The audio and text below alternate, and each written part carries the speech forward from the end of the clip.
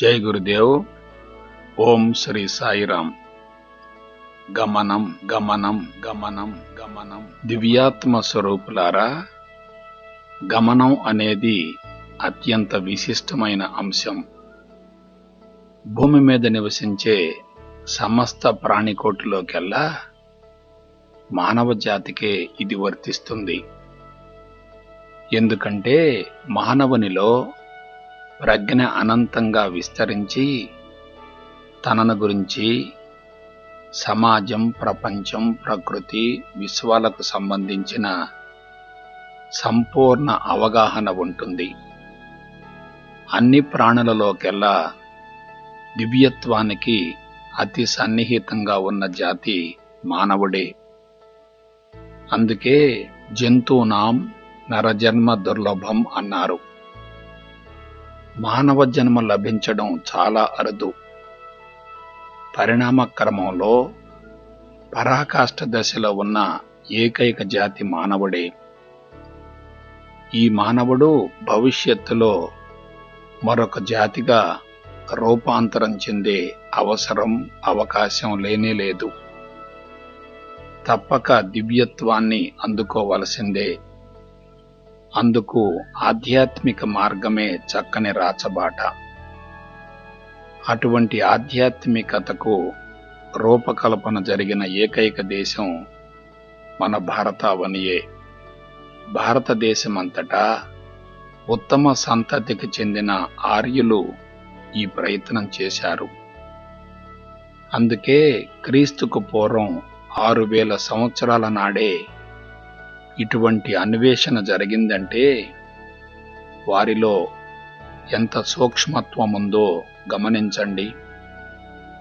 అందుకు భారతదేశపు నైసర్గిక స్వరూపం సెలయేళ్లు, నదులు, కొండ గుహలు, దట్టమైన అరణ్యాలు, హిమాలయ పర్వతాల వంటివి అనుకూల వాతావరణాన్ని కల్పించాయి.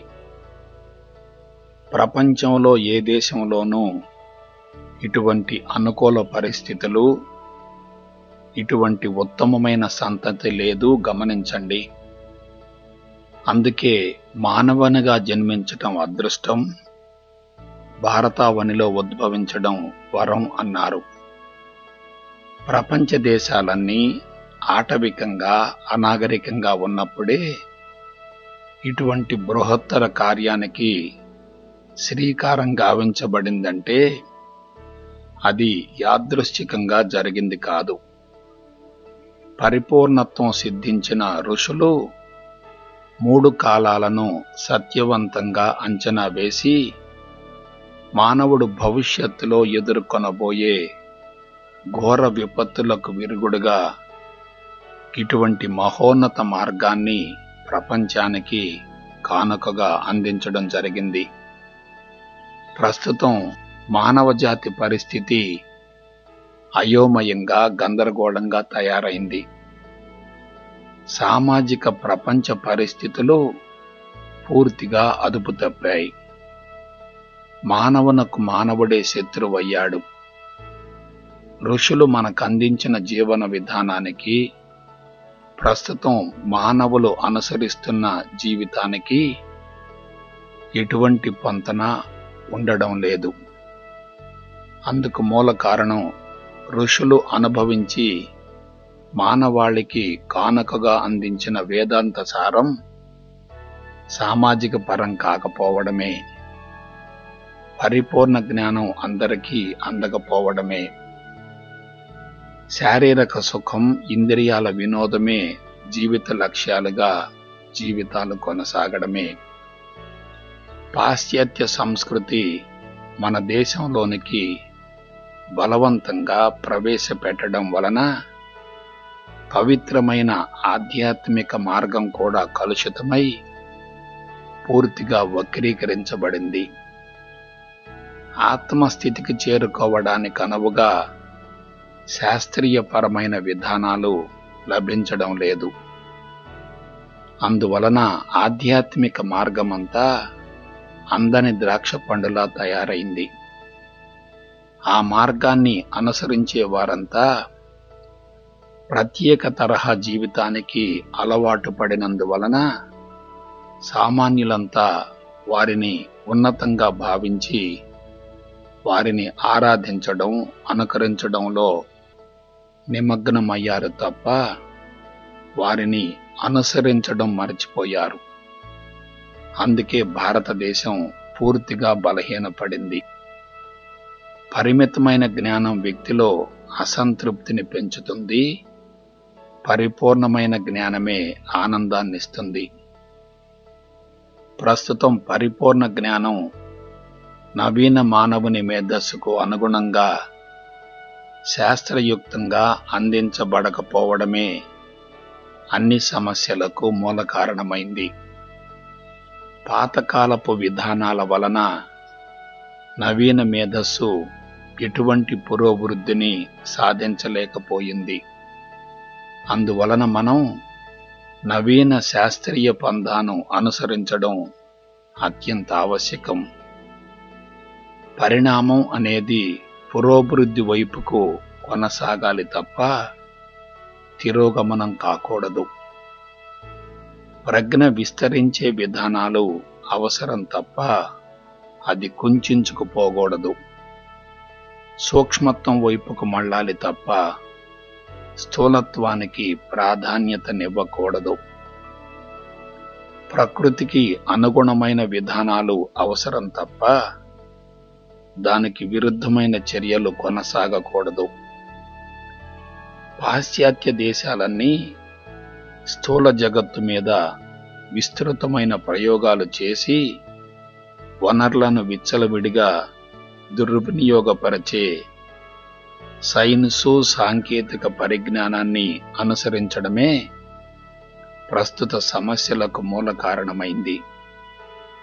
అదే విధానం భారతదేశంలోనికి కూడా విస్తరించడం వలన ఆధ్యాత్మిక మార్గమంతా బలహీనపడుతూ వచ్చింది.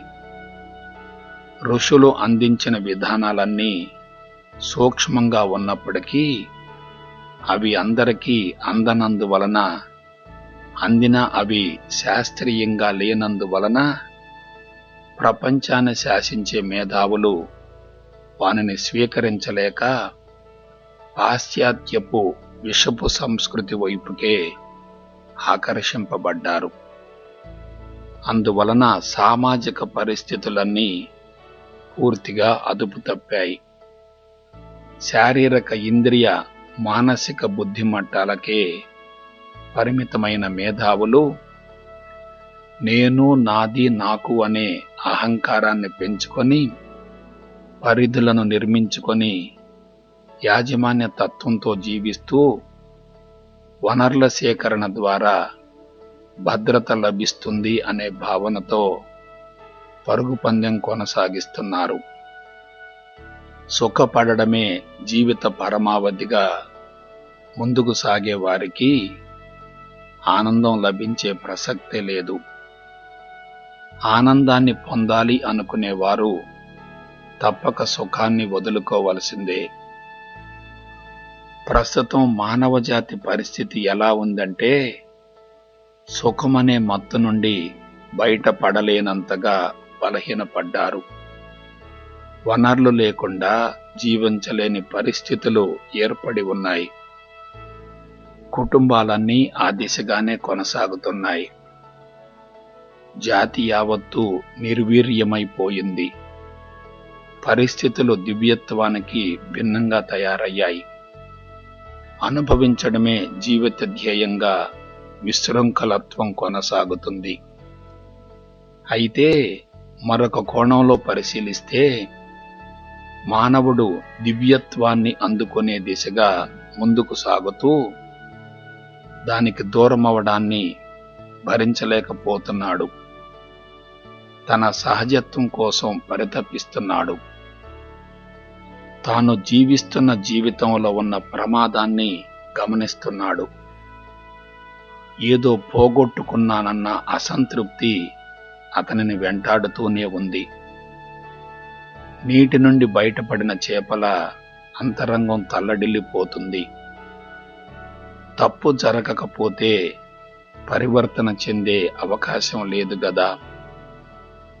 అణుచుకొన్న వారికన్నా అనుభవించిన వారికే త్వరగా వైరాగ్యం కలుగుతుంది. అనుభవమే సత్యమవుతుంది. తన జీవితం ఎందుకు గాడి తప్పిందో ప్రతి ఒక్కరూ పునశ్చరణం చేసుకునే అవకాశం కలుగుతుంది. అందువలన ప్రస్తుత సంక్షోభాన్ని పురోగమనంలో ఒక భాగంగానే భావించాలి తప్ప కలత చెందకూడదు, కృంగిపోకూడదు, వ్యతిరేకించకూడదు. ప్రకృతికి అన్నీ తెలుసు. అది కొందరిని రక్షిస్తుంది, మరికొందరిని శిక్షిస్తుంది. తనకు అనుకూలంగా జీవించకపోతే చివరకు భక్షిస్తుంది కూడా. ఆనందం కోసం పరితపించే వ్యక్తి అసంతృప్తిని, అలజడిని భరించలేడు. అందుకే ప్రస్తుతం మానసిక పోరాటం చేస్తున్నాడు. అలసిపోయి బలవంతంగా జీవితాన్ని ముగిస్తున్నాడు. అయితే పరిపూర్ణ జ్ఞానాన్ని పొందగలిగితే ఎవరికి వారే జీవితాన్ని చక్కదిద్దుకునే అవకాశం ఉంటుంది. అందుకు ప్రతి ఒక్కరికి అవసరమైన పాశుపతాస్త్రమే గమనం. దీనిని గురించి అన్ని కోణాల నుండి అధ్యయనం చేయగలిగితే జీవితానికి సంబంధించి అన్ని చిక్కు ప్రశ్నలకు శాస్త్రీయపరమైన సమాధానాలు లభిస్తాయి. దివ్యత్వాన్ని అందుకోవడం అతి సులభమవుతుంది. ఆనందం అనేది అన్ని ప్రాణుల సహజ స్థితి. ఆత్మస్థితిలో జీవించే వారికే అది సాధ్యమవుతుంది.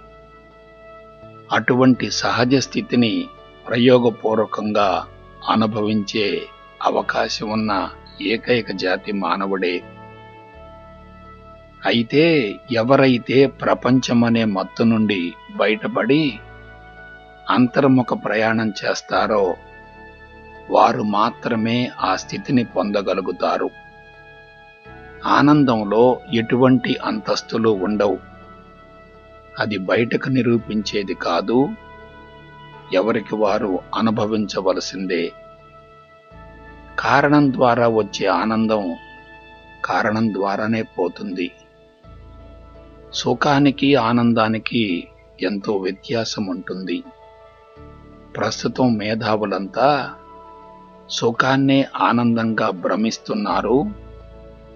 దానిని పొందడమే జీవిత లక్ష్యంగా జీవితాలను కొనసాగిస్తున్నారు. ఆధ్యాత్మిక మార్గానికి జ్ఞానమే ప్రాణం. జ్ఞానపరంగా ఎదిగిన వ్యక్తి మనసు నిండుకుండలా సంతృప్తిగా ఉంటుంది. జ్ఞానపరంగా పక్వం చెందకపోతే మనసు అసంతృప్తిగా ఉంటుంది.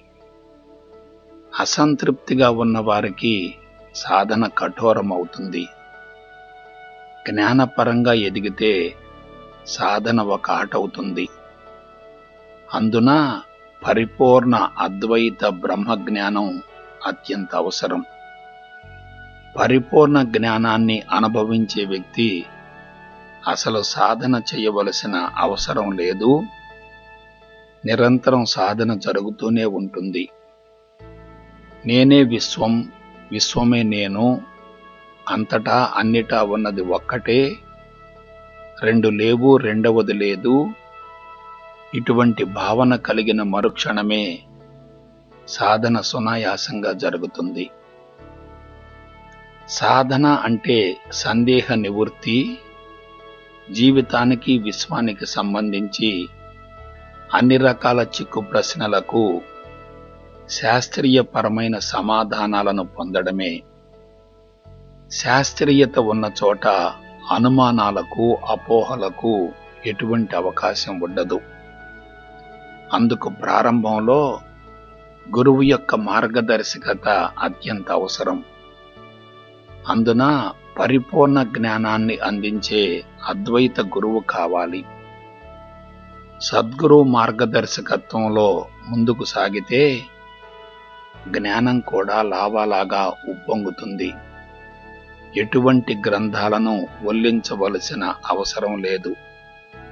విశ్వవ్యాపిత భావన కలిగే కొలది విశ్వాసం పెరుగుతూ ఉంటుంది, సాధన నిరంతరం జరుగుతూ ఉంటుంది, కఠోర సాధన అవసరం లేదు.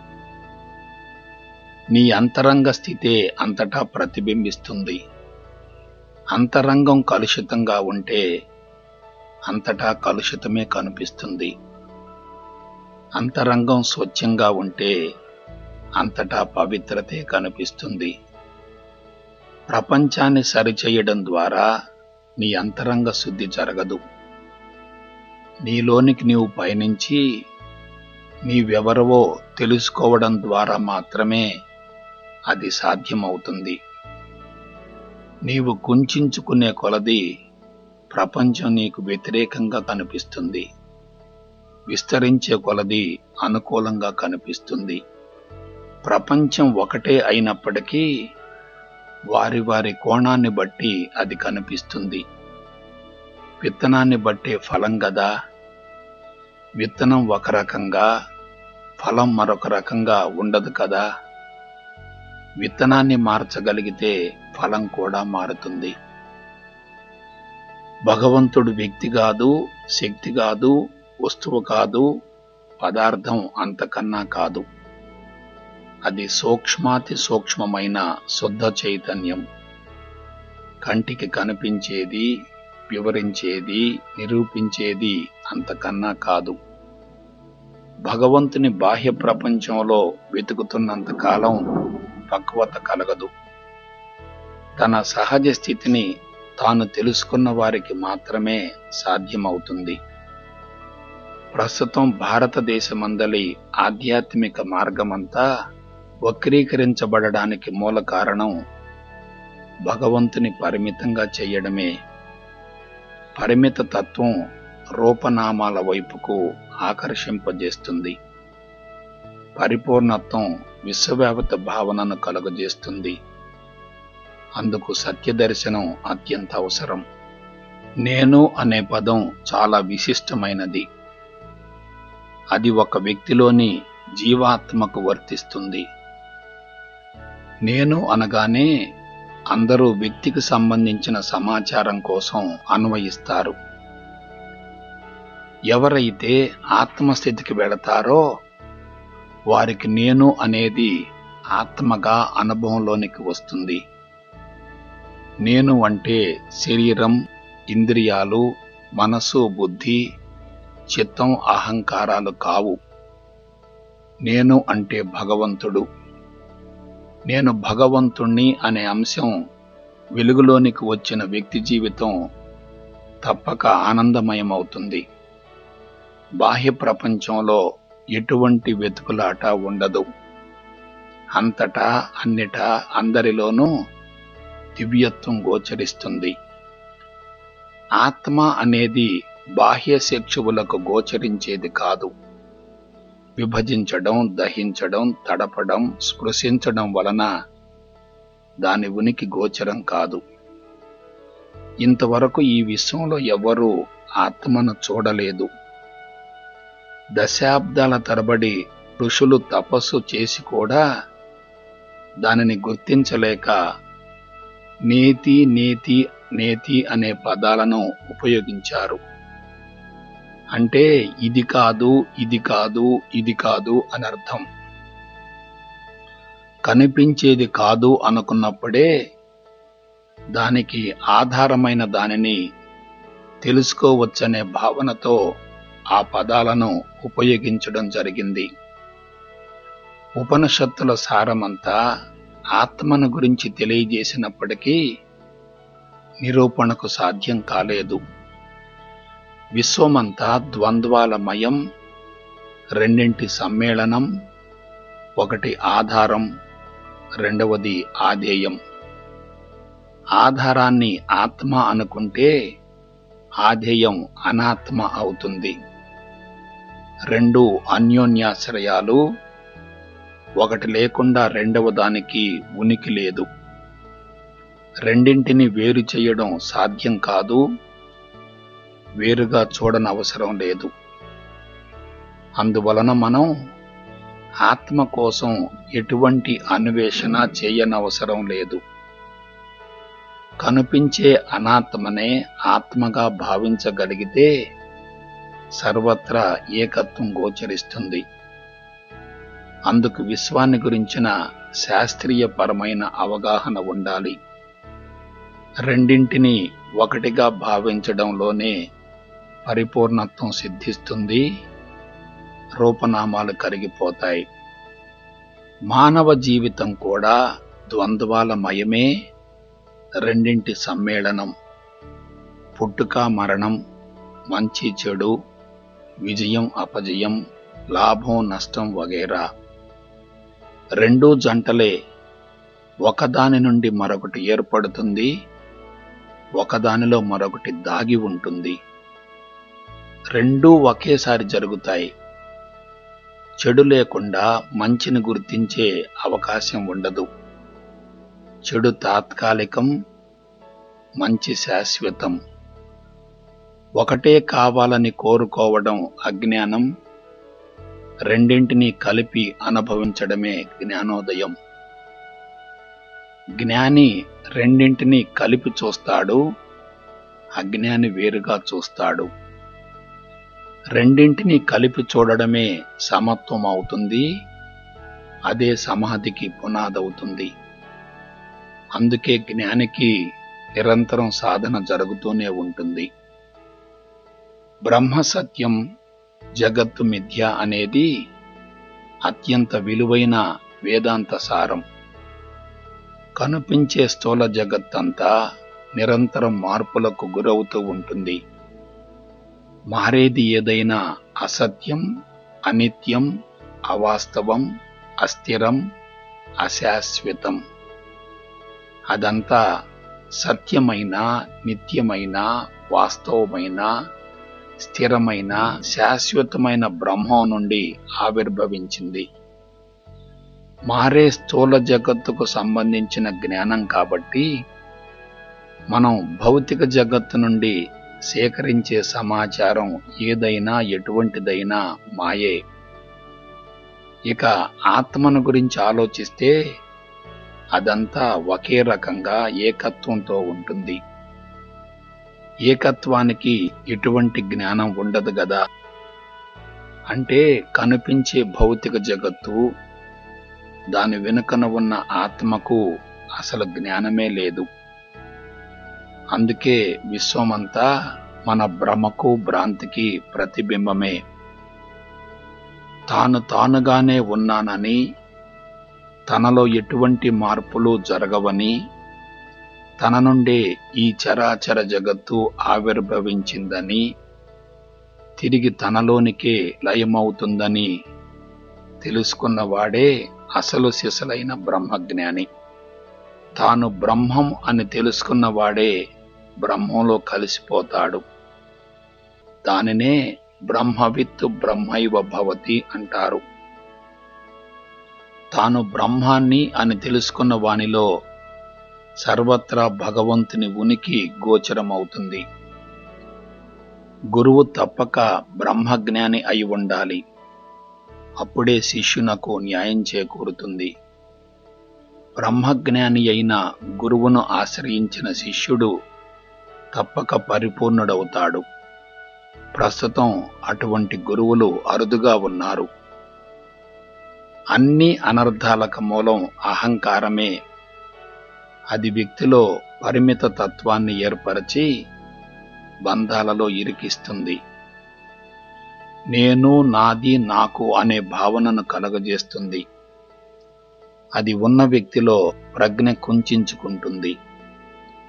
మనసు ప్రపంచం వైపుకు ఆకర్షింపబడుతుంది. రాగద్వేషాలు ఏర్పడతాయి. తెలివి మేధా సంపత్తి అధికమవుతాయి. ప్రపంచ సమాచారం కోసం మనసు పరితపిస్తూ ఉంటుంది. సంస్కారాల మోతాదు పెరుగుతుంది. మాయ ఆవహిస్తుంది. జీవితం సమస్యాత్మకమవుతుంది. మోక్షం అంటే అహంకారాన్ని కరిగించుకోవడమే. అది పరిపూర్ణ జ్ఞానం ద్వారా మాత్రమే సాధ్యమవుతుంది. పరిమితమైన జ్ఞానం దానిని ఇంకా బలోపేతం చేస్తుంది. ప్రస్తుతం అందరూ పరిమితమైన జ్ఞానంలో జీవిస్తూ అహంకారాన్ని పెంచుకుంటున్నారు. కుటుంబ వ్యవస్థ మానవజాతి మనుగడ కోసం రూపకల్పన గావించబడినప్పటికీ అది పరిణామానికి అడ్డుకట్ట వేసింది, బంధాలను పెంచింది, దివ్యత్వానికి అవరోధమైంది. ప్రస్తుతం అదే సమస్యాత్మకమైంది. కుటుంబ పోషణే భారంగా తయారైంది. స్థూలత్వం, భిన్నత్వాలు అధికం కావడం వలన మానవులంతా శారీరక సుఖానికి, ఇంద్రియాల వినోదానికి అలవాటు పడ్డారు. దివ్యత్వం కనుమరుగవుతుంది. జీవితాన్ని అనుభవించడమే లక్ష్యంగా జీవితాలు కొనసాగుతున్నాయి. వివాహ వ్యవస్థ ఆర్థికపరమైన వ్యవహారాలతో ముడిపడి ఉన్నందువలన పూర్తిగా గాడి తప్పింది. మానవులంతా నిర్వీర్యమై పటుత్వాన్ని కోల్పోతున్నారు. ప్రతి వస్తువులో, వ్యక్తిలో, సంఘటనలో గుణదోషాలుంటాయి. మీరు గుణాన్ని గమనిస్తుంటే దోషం కనిపించదు, దోషాన్ని గమనిస్తుంటే గుణం కనిపించదు. బాహ్యంగా కనిపించే గుణదోషాల వెనుక తప్పక వ్యతిరేకతలుంటాయి. అందువలన ఏదో జరిగింది అని పొంగిపోకూడదు, ఏదో జరగలేదు అని కృంగిపోకూడదు. జ్ఞాని రెండింటినీ సమానంగా స్వీకరిస్తాడు. అజ్ఞాని ఒకదానికి పొంగిపోవడమో కృంగిపోవడమో జరుగుతుంది. జీవిత కాలంలో ఎంత వస్తుందో అంత పోతుంది, ఎంత పోతుందో అంత వస్తుంది. రావడం పోవడం రెండూ సమానంగా ఉంటాయి. పూర్ణ జ్ఞానికి మాత్రమే ఈ విషయంలో స్పష్టమైన అవగాహన కలుగుతుంది. ప్రకృతి సమస్త ప్రాణికోటికి తల్లి వంటిది. అది అందరికీ ఆహారాన్ని, ఆవాసాన్ని కలగజేస్తుంది. దానికి అనుగుణంగా జీవిస్తూ దానిని కాపాడే వారిని అది రక్షిస్తుంది. దురదృష్టవశాత్తు కుటుంబ వ్యవస్థ ఏర్పడిన తర్వాత మానవుడు సుఖ సౌకర్యాలకు బానిసై వస్తువోత్పత్తి కోసం దానిని కళావిహీనం చేస్తున్నాడు. నేను ప్రకృతిలో ఒక భాగమేనన్న నగ్న సత్యాన్ని మరచిపోయాడు. ప్రకృతి వనరులను కాపాడుకోలేని ఏ దేశమూ అభివృద్ధి చెందదు. భారతదేశంలో సామాజిక బాధ్యత లోపించినందువలన అందరూ వ్యక్తిగత ప్రయోజనాల కోసం, కుటుంబ పోషణ కోసం ప్రకృతిని పతనం చేస్తున్నారు. ప్రపంచంలో ఎక్కడా చెడు అనేది లేదు. అది కేవలం మన అంతరంగ సృష్టే. ప్రపంచంలో లేని చెడును సృష్టించుకోవడమే అజ్ఞానం. అందరూ ప్రపంచాన్ని మంచి చెడులుగా విభజిస్తున్నారు. చెడును వ్యతిరేకిస్తూ ప్రపంచంలో లేని చెడును సృష్టించుకోవడమే అజ్ఞానం. అందరూ ప్రపంచాన్ని మంచి చెడులుగా విభజిస్తున్నారు. చెడును వ్యతిరేకిస్తూ మంచిని ఆశిస్తున్నారు. మనం దేనినైతే వ్యతిరేకిస్తామో అది మనసులో ఇంకా బలపడుతూ ఉంటుంది. అలా వ్యతిరేకించడం కన్నా ఆ చెడులో మంచిని చూడగలగాలి. రాగద్వేషాలలో జీవిస్తున్నంత కాలం మనిషి శక్తిని కోల్పోతూ ఉంటాడు. ఎక్కువ మంది ప్రపంచంలో చెడును చూస్తూ దాని వెనుకన ఉన్న మంచిని గుర్తించలేకపోతున్నారు. భూమండలమంతటా ఆలోచనలు వాసనా బీజాల రూపంలో పరిభ్రమిస్తూ ఉంటాయి. మనసు విస్తరించే కొలది, విశ్వవ్యాప్త భావనకు మళ్లే కొలది ఆత్మజ్ఞానం దానంతటా అదే లావాలాగా ఉప్పొంగుతుంది. ఎవరైతే సంపూర్ణ మౌనంలో ఉండి విశ్వ కదలికలను గురించి ఆలోచిస్తారో వారిలో ప్రజ్ఞ అనంతంగా విస్తరించి శూన్య స్థితి ఏర్పడుతుంది. ఒక దశకు చేరిన తర్వాత అసలు విశ్వమే మాయా అనే భావన కలుగుతుంది. ఇక ఆత్మస్థితికి చేరిన తర్వాత ప్రపంచం, విశ్వాల పట్ల వైరాగ్యం ఏర్పడుతుంది. వైరాగ్యంతో జీవించే వ్యక్తి ఎటువంటి సాధనలు చేయనవసరం లేదు. వైరాగ్యం లేని వ్యక్తి ఎంత కఠోర సాధన చేసినా ప్రయోజనం ఉండదు. ఆత్మజ్ఞానం అనే బీజం పడడంతోనే వ్యక్తిలో మార్పు మొదలవుతుంది. దానిని పదే పదే మననం చేసుకోవడం ద్వారా అది మొక్కగా మారి ఆ తదుపరి ఫలాలనిస్తుంది. తెలుసుకోవడంతోనే జీవితం సత్యదర్శనం వైపుకు మళ్ళుతుంది. సత్యదర్శనం ద్వారా మాత్రమే ఆత్మస్థితి కలుగుతుంది. జ్ఞానపరంగా పక్వం చెందితే కళ్ళు మూసుకున్నా తెరిచినా నిరంతరం సాధన జరుగుతూనే ఉంటుంది.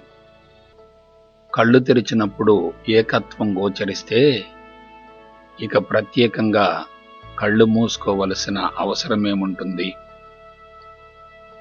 అందరూ సాధనల పేరుతో శరీరము, మనసులను నొక్కిపెట్టి తీవ్రంగా ఘర్షణ పడుతున్నారు. లౌకిక జీవితం, ఆధ్యాత్మికతలు రెండూ వేరు కాదు. అవి ఒకే గింజలోని రెండు పప్పు బద్దల వంటివి. లౌకిక జీవితం నియమబద్ధంగా ఉంటే ఇక ప్రత్యేకంగా ఆధ్యాత్మికత కోసం ప్రయత్నించనవసరం లేదు. అంతేగాక ఆధ్యాత్మికతలో పరిణతి చెందగలిగితే లౌకిక జీవితం సులభతరం అవుతుంది. అవి రెండూ ఒకదానికొకటి ప్రతిబింబాల వంటివి. లౌకిక జీవితంలో వైఫల్యం చెందిన వ్యక్తి ఆధ్యాత్మికతలో పట్టు సాధించలేడు. ఆధ్యాత్మికతలో పరిణతి చెందకపోతే లౌకిక జీవితం తప్పక సమస్యాత్మకమవుతుంది. వాస్తవానికి అందరూ రెండు రకాల జీవన విధానాలున్నాయనుకుంటున్నారు. అది వాస్తవం కాదు. రెండింటినీ కలిపి అనుభవించగలిగితే అది చక్కని మహోన్నత కళాత్మకత అవుతుంది. వేదాల అంతిమ భాగాలైన ఉపనిషత్తుల సారాంశం ప్రపంచానికి శాస్త్రీయ పంథాలో అందనందువలననే మానవ జీవితం అస్తవ్యస్తంగా తయారైంది. అంతేగాక భారతదేశంలో అజ్ఞానం, అవివేకం, నిరక్షరాస్యత ఎక్కువగా ఉన్నందువలన అందరూ ద్వైత విశిష్టాద్వైతాలలో ఇరుక్కొని కర్మకాండ, ఉపాసనాకాండలకు అలవాటు పడి ఉపనిషత్తుల సారాన్ని అందుకోలేకపోతున్నారు. భిన్నత్వం, రూపనామాలు, విగ్రహ పూజలు వంటివి ప్రాథమికంగా అవసరమే గాని వానిలో ఇరుక్కుంటే మాత్రం ప్రమాదకరం. జ్ఞానపరంగా ఎదగనంత వరకు వ్యక్తులు బంధాలలో ఇరుక్కొని బాధలను అనుభవించవలసిందే. ప్రతి ఒక్కరికి జీవితమే గురువు అవుతుంది. అనుభవాన్ని మించిన గురువు లేడు. అనుభవించిందే సత్యం అవుతుంది. మిగిలిందంతా కేవలం సిద్ధాంతం అవుతుంది. జీవితంలో సంభవించే కష్టాలు, నష్టాలు, బాధలు, ఇబ్బందులు, రుగ్మతల వంటివన్నీ అపారమైన అనుభవాన్నిస్తాయి. అయితే నేను భగవంతుడను అనే అంశం అనుభవంలోనికి వచ్చిన మరుక్షణమే జీవితానుభవాలన్నీ నిఘంటువులా ఉపయోగపడతాయి. ప్రతి ఎదురు దెబ్బ అంతర్ముఖ ప్రయాణం వైపుకు మళ్లిస్తుంది. పరివర్తన పశ్చాత్తాపంగా మారుతుంది. మనిషిని భగవంతుని వైపుకు మళ్లిస్తుంది. అన్ని అనర్థాలకు మూలం ఆత్మన్యూనతా భావమే. అది చాలా ప్రమాదకరమైన జన్యుపరమైన అవలక్షణం. వ్యక్తిత్వాన్ని కుంచింపజేస్తుంది, బలహీనతలను పెంచి పోషిస్తుంది, ప్రజా సంబంధాలను దూరం చేస్తుంది, కళాత్మకతను సృజనాత్మకతను హరించి వేస్తుంది. అదే ఆధిక్యతా భావానికి పోటీతత్వానికి మూలమవుతుంది. అహంకారాన్ని బలోపేతం చేస్తుంది. సమస్యల సుడిగుండంలో ఇరుక్కొని జీవితాన్ని దుర్వినియోగపరుచుకునే ప్రతి వ్యక్తిలో ఇది వటవృక్షంలా విస్తరిస్తుంది. జీవితం అన్ని విధాలా పతనమవుతుంది. నేను భగవంతుడను అనే అంశం అనుభవంలోనికి వచ్చిన మరుక్షణమే దేహమే దేవాలయంగా, జీవుడే దేవుడిగా మారతాడు. అంతరంగంలోని దివ్యత్వాన్ని అనుభవించే వ్యక్తికి సర్వత్రా భగవంతుని మయమవుతుంది. ఎక్కువ తక్కువలు, రాగద్వేషాలు, భేదభావాలు ఉండవు. సమదృష్టి అలవడుతుంది. నిరంతరం సమాధి జరుగుతూనే ఉంటుంది. అటువంటి వారినే సిద్ధ పురుషులు అంటారు.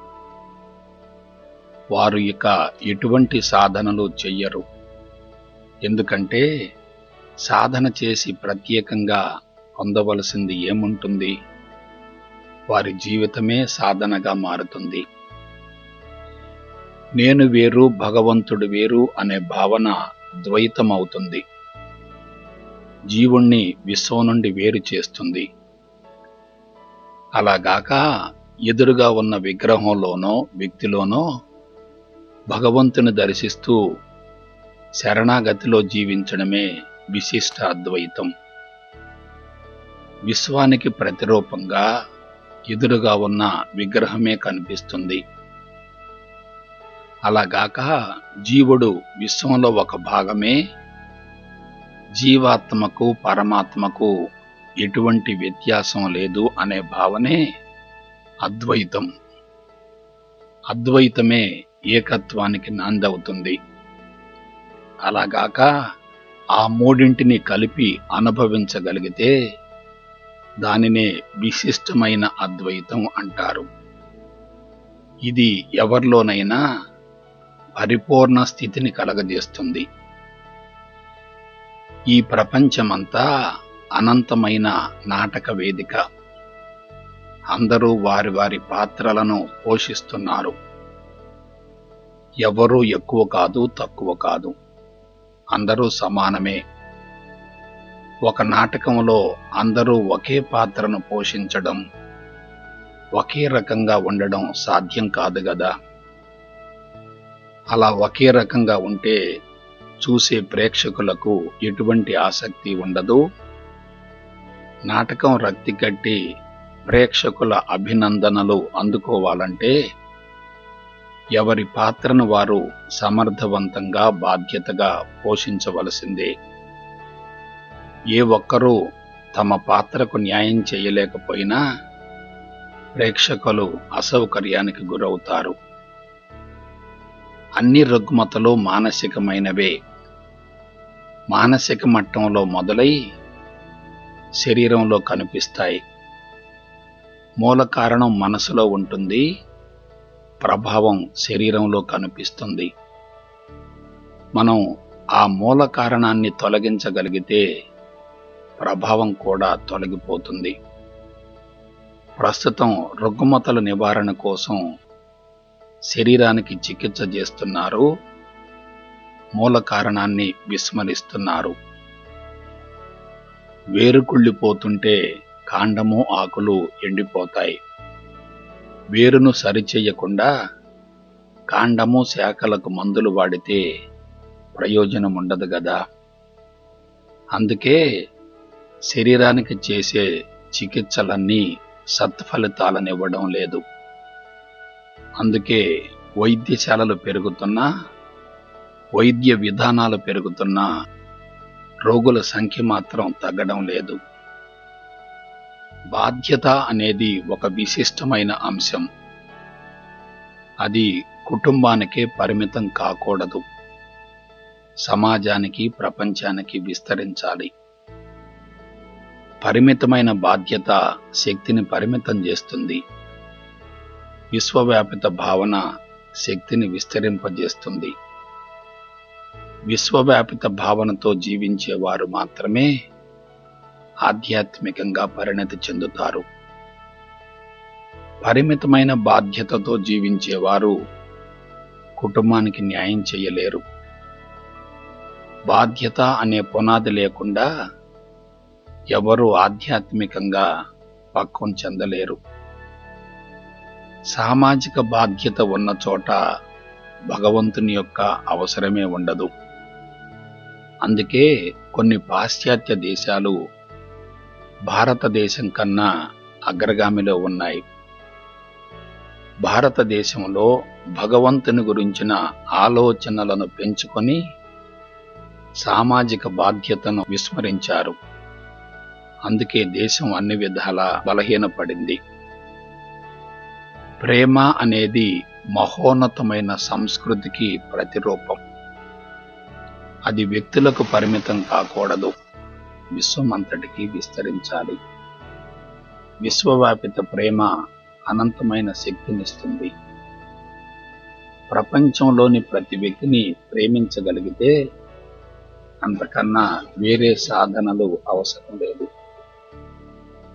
సమాజాన్ని, అందులోని వ్యక్తులను ద్వేషిస్తూ కళ్ళు మూసుకొని నిరంతరం సాధన చేస్తే ప్రయోజనమేముంటుంది?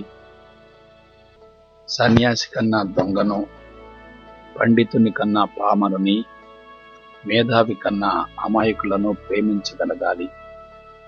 ప్రేమ అనేది అంతటికీ విస్తరించాలంటే సమదృష్టి, సమభావన అత్యంత ఆవశ్యకం. జీవితాన్ని గురించి ఉపరితలంలో ఆలోచించకూడదు. అన్ని కోణాల నుండి లోతుగా అధ్యయనం చేయగలగాలి. అందుకు విచక్షణ, వివేకం చాలా అవసరం. అందరూ జీవితాన్ని ఉపరితలంలో చూస్తూ ప్రపంచం కోసం, ప్రాపంచిక విషయవాంఛల కోసం పరితపిస్తున్నారు. విలువలేని ప్రపంచాన్ని గురించి ఆలోచించేవారు తమ విలువను కోల్పోతారు. తమ విలువను గుర్తించిన వారు ప్రపంచానికి విలువనివ్వరు. ప్రస్తుతం మానవ జాతి ప్రాపంచిక విషయవాంఛల కోసం పరితపిస్తూ జీవిత సత్యాలను విస్మరించి జీవితాన్ని సమస్యాత్మకంగా తయారు చేసుకుంటున్నారు. మానవ జీవితంలో ఇంద్రియాల పాత్ర చాలా కీలకమైనది.